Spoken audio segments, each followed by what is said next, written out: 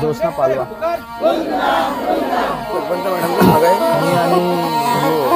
जोशना पालवा जोशना पालवा बिरसा मुंडा करे पुकार, बिरसा मुंडा करे पुकार, वीर जेठा गांगर करे पुकार, आदिवासी एकता। अरे बापा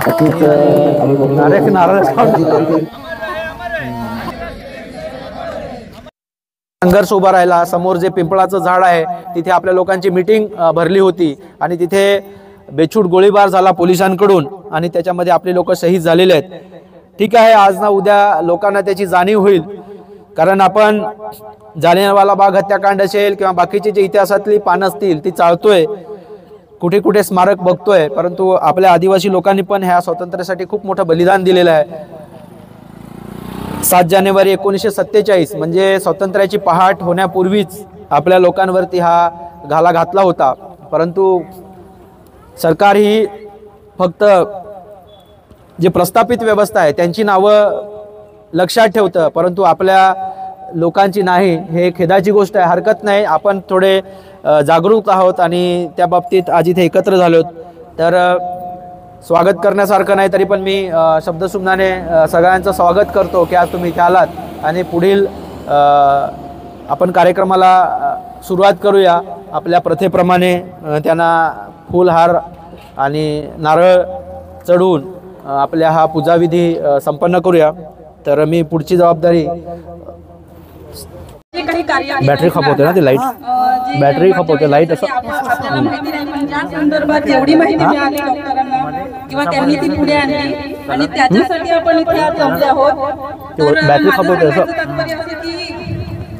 ज्या वेळेस हा कार्यक्रम असतो लाईट चालू होती ना, लाईटिंग बॅटरी संपवते असं लागली नाही पाहिजे, लाईट बॅटरी मारायला ते बोलल्यावर तसं होतं। पुढच्या वेळेस जास्तीत जास्त अजून महिला किंवा आपले जे कार्यकर्ते, महिला कार्यकर्ते असू द्या किंवा जेंट्स कार्यकर्ते असू द्या की जास्तीत जास्त प्रमाणात इथे उपस्थित राहिले तर त्यांना त्यांच्याविषयी थोडी माहिती जाणवेल आणि ते त्यांच्या सपोज शाळेतल्या विद्यार्थ्यांना किंवा आपल्या स्वतःच्या घरातल्या मुलांना सुद्धा ही माहिती कळवा की निदान त्यांना इथे माहिती पडलं पाहिजे, कारण की 15 ऑगस्ट स्वातंत्र्य होण्यासाठी जे ज्या नेत्यांचं नेतृत्व होतं किंवा ज्यांनी बलिदान दिलं ती माहिती सगळ्या पुस्तकांमध्ये त्यांना अभ्यासात बर्डन खूप होते ना, सगळ्या गोष्टी बर्डन खूप होते। आपल्या जिल्ह्याचं संमेलन असतं हे आहे, परत महासंमेलन पैशांचा फार कमी होतो कोणालाही दिली जात नाही किंवा ती पुस्तके म्हणून तुम्हाला मी क्रिकेट सांगत होतो म्हणून हे जे आहे ते सगळं आपल्याला करावं लागणार आहे।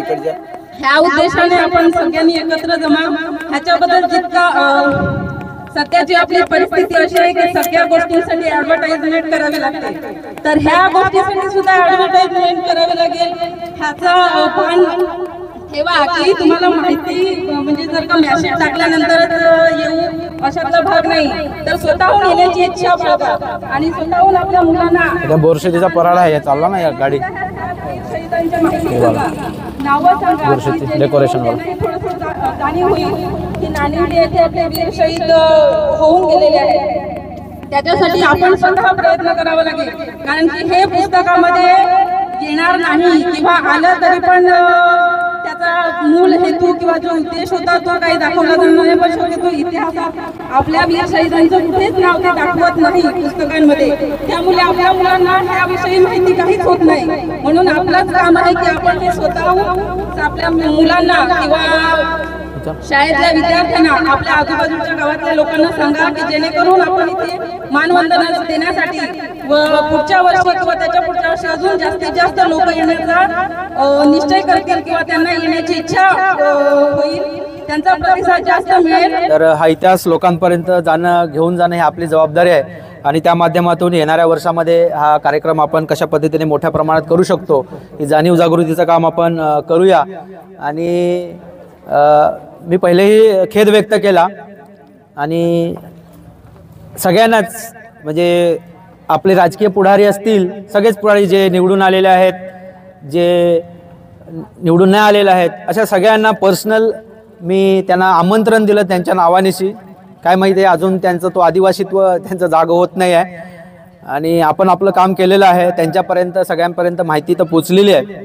आणि जसं सांगितलं तर ह्या गोष्टीची दखल आपण सरकारला घेण्यास भाग पाडूया. कलेक्टरला तसं सांगूया की ह्या जे काही जर तुम्ही इतिहास मानत असाल तर त्याची नोंद घ्या. आणि आजच दुपारून आपण कलेक्टर साहेबांना भेटायलाही जाणार आहोत. बाकीचे विषय आहेत त्यामध्ये हा विषय कलेक्टर साहेबांना मांडणार आहोत. तर ह्या बाबतीत त्यांना त्याची जाणीव करून देऊया की जे नानिवली येथे शहीद झालेले आहेत त्यांची नोंद तुम्ही सरकार दरबारी घ्या.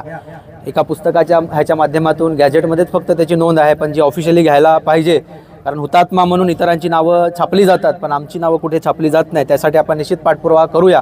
आणि कमी का असो ना, पण जे पण जाणीव असणारी लोक आहेत ते इथे आलेले आहेत. भविष्यामध्ये लोकांना त्याची जाणीव होईल. फक्त सातत्य ठेवणं हे आपलं काम आहे. आणि त्या माध्यमातून आपण इथे सगळे आलात तर जास्तीचं न बोलता मी आभाराकडेच जातो की तुम्ही सगळे इथे आलात.